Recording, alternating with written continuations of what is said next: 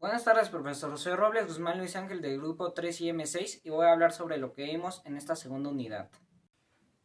Sistema de frenos de disco y tambor. Tambor. Fueron inventados por Louis Renault.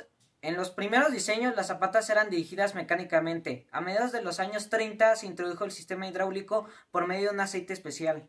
Este sistema está compuesto por un tambor, zapatas y el cilindro de rueda. Funciona empujando a las zapatas en el tambor para realizar la función de frenado. Disco. El primer freno de pinza de disco fue creado por Frederick William Lanchester en su fábrica Birmingham en 1902.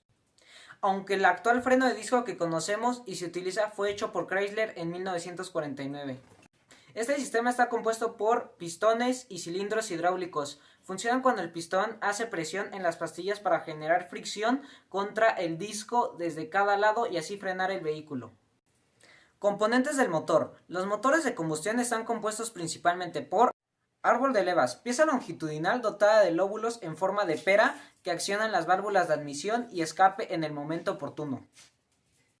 Pistón, pieza cilíndrica que se desplaza longitudinalmente por el cilindro cada vez que recibe la energía resultante de la explosión o combustión de la mezcla de combustible que reciben por cada válvula de admisión y aire. Volante de motor, disco pesado unido al extremo del cigüeñal que tiene la misión de transmitir el movimiento del motor y suavizar los impulsos individuales de los pistones para que todo fluya de manera uniforme. Biela, pieza que convierte el movimiento rectilíneo de cada cabeza de pistón al desplazarse por el cilindro en movimiento rotativo. Cigüeñal, pieza longitudinal que recibe el movimiento de las bielas y lo transmite a la caja de cambios. Cárter, es el depósito donde va el aceite para la correcta lubricación de las piezas de motor. Se impulsa por todo el circuito mediante una bomba dotada de filtro. Correa de distribución. Impulsa el árbol de levas desde un piñón instalado en el extremo del cigüeñal.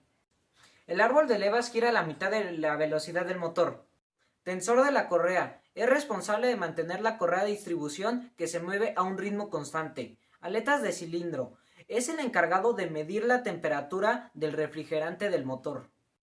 Culata, también llamada tapa de cilindros, cabeza del motor o tapa de bloque de cilindros. Es la parte superior de un motor de combustión interna que permite el cierre de las cámaras de combustión. Válvula. Tiene la función de cerrar y abrir los conductos de admisión y de escape de gases, teniendo como función principal la combustión de la mezcla aire-combustible. Balancín. Tiene como función empujar las válvulas de admisión y escape para que se abran en el momento adecuado, facilitando la sincronización de los tiempos en un motor de combustión interna. Tubo de admisión. Forma parte del colector de admisión. Colector de admisión es el conducto a través del cual accede el aire hacia las canalizaciones de la culata. Tubo de engrase es una pieza del motor que tiene la función de lubricar el eje de turbo. Ventilador. Su función es girar cuando el coche está demasiado caliente para introducir aire limpio al radiador. Bujía. Produce el encendido de la mezcla de combustible y oxígeno en los cilindros, mediante una chispa en un motor de combustión interna. Levas. Permite la transformación de un movimiento circular a un movimiento rectilíneo mediante el conducto directo a un seguidor. Bomba de gasolina. Es un dispositivo que le entrega al fluido de trabajo o combustible la energía necesaria para desplazarse a través del carburador para luego entrar en la válvula de admisión donde posteriormente pasa al cilindro. Filtro de aceite. Contiene las impurezas generadas por la degradación del aceite y el desgaste del motor. Bomba de agua. Se trata de una turbina casi circular y refrigerante dentro de todo el circuito. Eje de compensación. Utiliza un elemento de goma que separa al cubo interior de un anillo exterior con el fin de disipar las vibraciones creadas por el cigüeñal, además de proporcionar la energía para hacer funcionar la correa serpentina de un vehículo. Distribuidor. Proporciona la energía que las bujías convierten en una chispa para realizar la combustión. Sistemas de transmisión. Transmisión estándar. Contiene varios conjuntos de engranajes que ofrecen relaciones variables en los engranes activados por el motor y los que se activan al eje de mando o de tracción. De modo que eligiendo la apropiada relación de engranajes se puede operar el motor a su velocidad más potente y eficiente. Una transmisión manual contiene 3 o más conjuntos distintos de engranajes. Algunos están fijos permanentemente a sus ejes y otros no. Todos los engranajes, excepto el de marcha atrás, siempre están acoplando con un compañero y está girando continuamente mientras el motor está en función.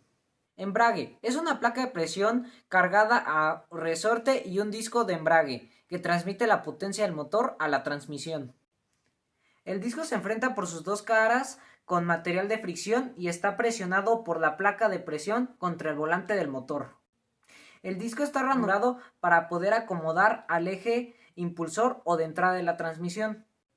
A medida que el volante gira, lo mismo hace el disco de embrague, el que a su vez hace girar al eje impulsor o eje de entrada de la transmisión.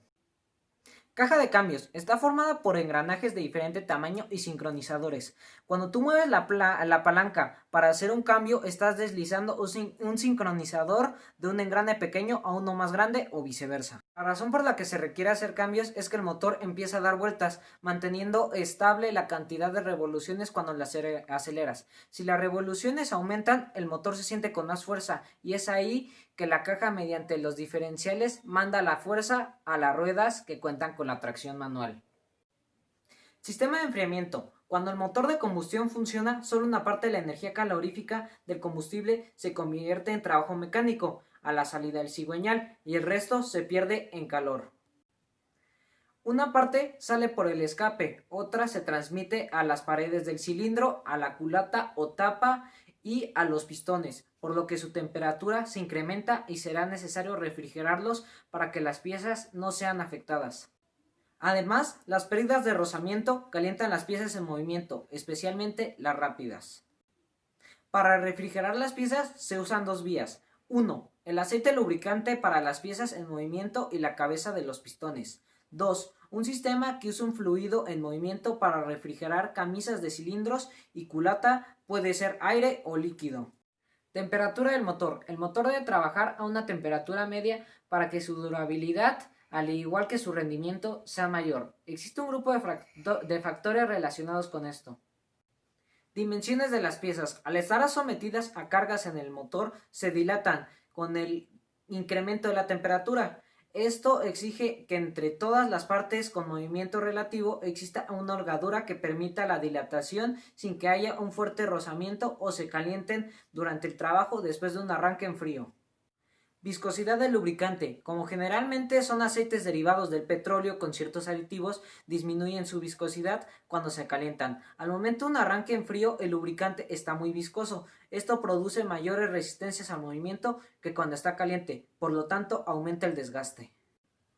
Pérdidas de calor. La transferencia de calor entre dos medios de temperatura depende de la diferencia de temperatura entre ellos. Cuando el motor está frío, las pérdidas de calor desde los gases de la combustión a las paredes del cilindro y a la culata son mayores que cuando estas piezas están calientes. Un motor trabajando en frío tiene menor rendimiento que uno caliente, pero un motor muy caliente puede poner en peligro la estabilidad de los materiales de las piezas, haciendo que el aceite se deteriore rápidamente al caer en superficies muy calientes. Para cumplir estas exigencias se deben seguir 5 condiciones. 1. El sistema de enfriamiento debe tener estable la temperatura del motor entre ciertos límites en todo el rango de trabajo. 2. El sistema de enfriamiento debe complementar el compromiso entre seguridad de funcionamiento y consumo de potencia, garantizando un enfriamiento seguro en el mínimo consumo de esta. 3. El medio refrigerante utilizado en el sistema no debe ser corrosivo para los metales que se usan en las partes del motor con las que tendrá contacto. 4. Ser estable al paso del tiempo sin reponerse, aún en las condiciones de alta temperatura de trabajo y además mantenerse operante en las condiciones más frías durante el arranque del motor. 5. El sistema de enfriamiento debe estar dotado de un modo claro y práctico de informar al operador en todo momento cuando hay un fallo del sistema y así evitar la avería del motor. Componentes del sistema. Refrigerante del motor. El que es utilizado por excelencia es el agua, por su elevada capacidad calorífica como su baja viscosidad, lo que le permite circular de manera forzada, con poca potencia, pero para la refrigeración de motor presenta varios inconvenientes. Por ejemplo, por sus sales y el oxígeno disuelto en ella. Tiende a corroer piezas metálicas, acentuándose en ciertas aleaciones de aluminio que son muy frecuentes en el motor. Puede contener dureza temporal por su calcio y magnesio que se depositan como sedimentos pétreos en las paredes de la cámara de enfriamiento, reduciendo notablemente la transferencia de calor. Por su tendencia a congelarse alrededor de los 0 grados Celsius, esas temperaturas pueden ser frecuentes, existiendo la posibilidad de congelación del refrigerante que producirá un fallo para la bomba de circulación si se intenta arrancar el motor con el refrigerante sólido. Como la temperatura óptima de un motor es de 80 a 90 grados Celsius y para condiciones críticas 105 a 115 grados, y como el agua hierve a 100 grados Celsius, esto presenta un severo inconveniente, ya que pueden producirse vapores dentro de las cámaras de enfriamiento y reducir notablemente la eficiencia de la refrigeración. Corrosivos. Para reducir la corrosividad del agua en el sistema de enfriamiento se utilizan ciertos aditivos que reducen este efecto. Hay muchas variantes de anticorrosivos a base de fosfatos, nitratos, boratos o silicatos, pero tienen una vida limitada, convirtiéndose en algo perjudicial al formar lodo o depósitos sobre las partes internas del sistema de refrigeración, por lo que se deben estar cambiando constantemente. Otros aditivos se basan en ácidos orgánicos de tipo carboxílicos, que tienen una calidad de vida más larga. Anticongelante. Cuando se vive en zonas con peligro de congelación o se viaja a ellas, es imprescindible la utilización del anticongelante. Si se utiliza agua en el motor, si este requisito no se cumple y la temperatura baja, la congelación del agua dentro del motor puede producir una rotura en el radiador. Los aditivos por excelencia utilizados para este fin son el glicol o sus derivados, como el etilenglicol o el propilenglicol, que mezclados con el agua en proporciones adecuadas bajan mucho el punto de congelación de la mezcla y resultan seguros a casi cualquier temperatura si se usa el tipo de proporción correcta. Tapa del radiador. Juega un papel muy importante en el funcionamiento del sistema de enfriamiento. Esta tapa tiene las siguientes funciones. Permite llenar el sistema con el refrigerante. Permite la salida del refrigerante al tanque de reserva debido a la expansión del líquido cuando se calienta. Mantiene la presión del sistema a un valor adecuado para evitar la ebullición del líquido, pero sin presiones peligrosas para la integridad de las partes. Permite el retorno del refrigerante cuando el sistema se enfría y éste se contrae, manteniéndolo completamente lleno. Sirve como válvula de seguridad en los sobrecalentamientos. Termostato. Es una válvula que controla el flujo del refrigerante colocada en la salida de este en el conducto hacia el radiador.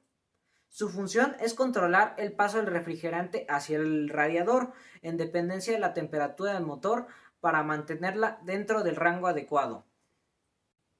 Cuando el motor se arranca en frío, la válvula está cerrada y se mantiene así hasta que el refrigerante dentro del motor se acerca a la temperatura de trabajo. En ese momento comenzará a abrirse, permitiendo el paso del radiador y estará completamente abierta unos grados más arriba. El radiador se encarga de disipar el calor al medio. Este radiador es un intercambiador de calor de tubos y aletas, donde el refrigerante caliente que viene del motor entrega el calor a la corriente de aire generada por el movimiento del vehículo o forzada por la hélice del ventilador.